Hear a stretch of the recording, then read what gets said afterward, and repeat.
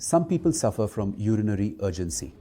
This is very common in society, and this condition is called overactive bladder.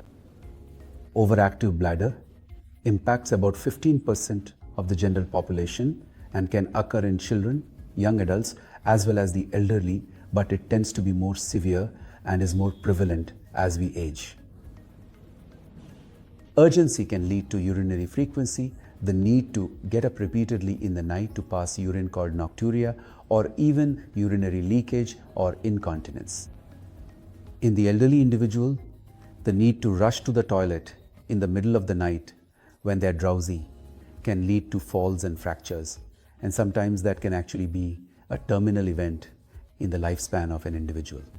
For those who suffer from urinary urgency due to overactive bladder, lifestyle changes such as moderating their intake of fluids, restricting their intake of tea, coffee, and alcohol, losing weight if they're obese, avoiding smoking, all these lifestyle changes can help in mitigating the symptoms of overactive bladder. Bladder training and pelvic floor muscle training can also help in improving the symptoms of urgency and frequency in patients with overactive bladder.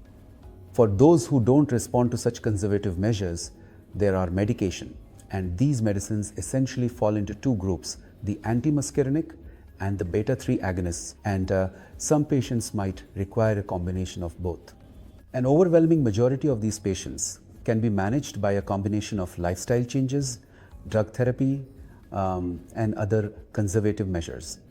In a small subgroup of patients called refractory overactive bladder, other specialized therapies might be necessary. Patients with refractory overactive bladder typically have very severe urgency or urgency-related urine leak, which is bothersome, and they desire other advanced therapies to control their symptoms.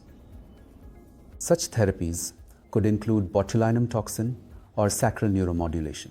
For a vast majority of patients, overactive bladder is not a health hazard, but a quality of health problem, and hence the patient's desire for treatment or the patient's desire for escalating treatment in the event of poor response or partial response is an important consideration in deciding what to do.